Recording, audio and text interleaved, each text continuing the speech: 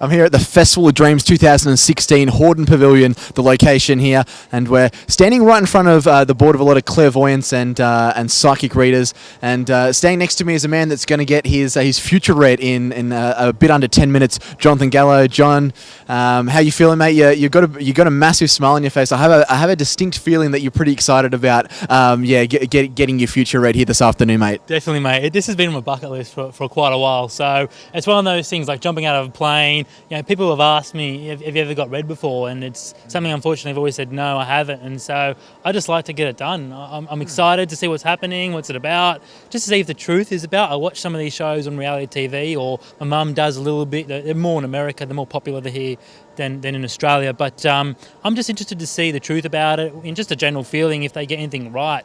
You know, I'm just more, I don't want to give anything away. I'm going to play my cards really close to my chest. So I want to see if this is true or not, because I'm not there to help them. They have to find out and figure out their own answers, you know what I mean? So I'm just looking forward to it all. It's just exciting. Is there anything that you're perhaps scared about or a little bit intimidated about and going into this situation? Well, if they talk about my relationships, mate, that could get quite interesting. I mean, I have to be on the phone to Vanessa and quickly end that one if it doesn't turn out well. But no, I mean, it'd be interesting to find out what happens, and just generally, like, if there's something bad that might happen in the future, that they say, look, you might lose a loved one or someone close to you. You're always umming and ahhing. I might be thinking, who's that close person? And you know, I'll be stewing over for a little bit. You know, just wondering all the what ifs. And I don't know. Sometimes you hear people like really go off the rails when they hear someone's could potentially lose someone, or something could happen, you know, quite bad in their life. So I'm interested, excited, but a little nervous as well. What for you is you said that this was a bucket list, a thing that you've wanted to tick off your bucket list for a while. Is there any reason about that, or is it just an interest of yours? Pretty much just out of interest, really. Like, I just think that it'd be good to just say to people, look, I've been read before and what it's like, and for those who maybe haven't been read that I might meet and come across, I can just say, look, this is what it's like. And just out of curiosity, really, like, I just want to know, is it some BSing or what they're going to do? Because I don't know how, I'm a pretty jokeable guy, so if they start BSing, I'm just going to have to start pulling them up on it, you know, and just saying, look, I know where you're going with this one, but I think you're losing your job a little bit. So I'm just out of interest. I just like to know. But yeah, we paid $50 for this, so I hope it works out, mate. Well, best of luck with the reading, John. I'm sure we're definitely going to hear of it if you make it out alive. But best of luck. I might be on this wall here, maybe a wall of victims over here, mate. So that could be me up there, up here in this top left corner up here, mate. So that could be me. So stay tuned for that. You've been listening to Radio Australasia. Jack Clifton reporting. At the Festival of Dreams 2016 at the Horden Pavilion. I'm here with the Fijian flyer, Divinil Tibdixius Dib.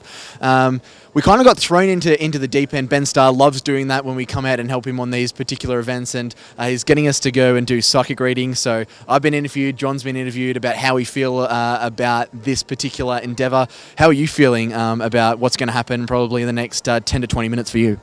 I'm a bit sceptical. I'm not sure exactly what's going to happen. I think there might be a bit of truth in there thrown in with a little just guessing. So I'm just hoping that it's a good experience nonetheless. As John did say, that it's something on his bucket list, is something on my bucket list, but not very far up. So guess I get to tick that off today and see what happens. How are you going to approach things if the person that's reading your palm or giving you these psychic readings isn't coming out with the truth? Are you the kind of personality that's just going to let it slide, or you bring them up on that? I think if the first couple are sort of like wrong or however they go, I'll let it go for a little bit. But if it just keeps on going on and on, I might pull them up and say, look, you're not exactly getting it right or anything. So but I would probably let the first few slide. Is there anything that you're excited or perhaps scared about in terms of hearing from these psychics? I'm hoping when they talk about my relationships, they don't say anything like you're not going to find anyone till you're like 30 years old, because that's a little bit of a wait. So, but yeah, just about my relationships mostly. Div, thanks so much for talking to us. Best of luck. Hope you make it out alive. You've been listening to Radio Australasia. Jack Clifton reporting. Welcome to the Festival of Dreams 2016 Horden Pavilion. We're outside the psychic readings, and we spoke to both of these gentlemen before they went in for their psychic readings. We're now going to speak to them about what happened in there. Start with you, Div. You were, I guess, similar to me. You're a little bit sceptical about things that had gone, things that were going to happen in there. How did you find the overall experience? It was a good experience. It was pretty spot on with everything she said, and I was surprised with some of the things she said as well. What were some of the things that you were surprised about? She said that the road in journalism in radio was not the way to is maybe not the way to go, and I should try broaden my horizons and do other things. And how did that make you feel? I'm a little hesitant, but still open in every way. John, you were looking forward to it. I remember you said to me before before you went in, this was something that you wanted to tick off your bucket list. Did it reach all those expectations that you thought it would? It did definitely. Yeah, it did, Jack. It ticked all the boxes for me. I'm surprised. It nailed it pretty quickly for me. So, there's good instincts, like job-wise, for me. A bit of hard work in the next 6 months, but after the 6 months, should be good. Media or sales is the way to go for me, mate. So, we might be a little team, mate, with Div and the production crew. So it might be all happening. So, it was good for me, and I was really, really taken back by how, like, relationship-wise, trying to look for a bit more stability in that department. But otherwise, doing quite well. So. It was good. It was good all around for me, and just a bit about my brother, a little bit about he'd probably be a little bit more unstable. People find me a bit more mature. I'm an easy person to attract, but just making sure that I stay connected with everyone in those social realms. I don't forget anyone, because my career will take off, and just not making sure that my relationships also stay in balance as well, that I don't forget people, which is important too, because sometimes I'm close with a lot of people, but sometimes as you get busy and whatnot, you forget to keep in contact with some of those guys.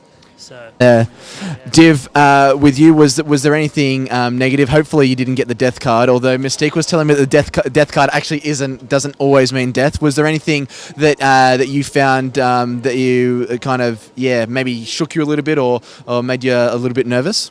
I saw the El Diablo card, the devil card, but so I wasn't exactly sure what to think of that when I saw it. I was a bit taken back, and I was like, is this a bad thing? I don't know what's happening. So. Yeah, the devil card looks a little bit scary and is a bit big. You can't leave us on that cliffhanger, Div. Come on, elaborate a little bit on what your psychic said. She said that with the card, I will have some bad relationships and the things to come, but it also meant not to worry about the failure that might come my way. That I will learn from it and I can do bigger and better things. Last question, lads. Now you've had a psychic reading. Would you recommend it to possibly some of your friends or other people as a bit of an experience? Yeah, for sure. Definitely my brother as well. I'd probably say, look, go get a reading. My dad, my mum have probably been asking about it and just questioning it. They watch a little bit on the TVs, on the reality shows in America, like I was mentioning a bit earlier. Maybe just go get the reading, go get it done, and stop seeing other people getting it done. Go and do it yourself and see for yourself, you know what I mean? I think that'd be good. So, yeah, definitely. And Div, how about you? Would you recommend this to someone else to get a psychic reading? Did you get that much from it?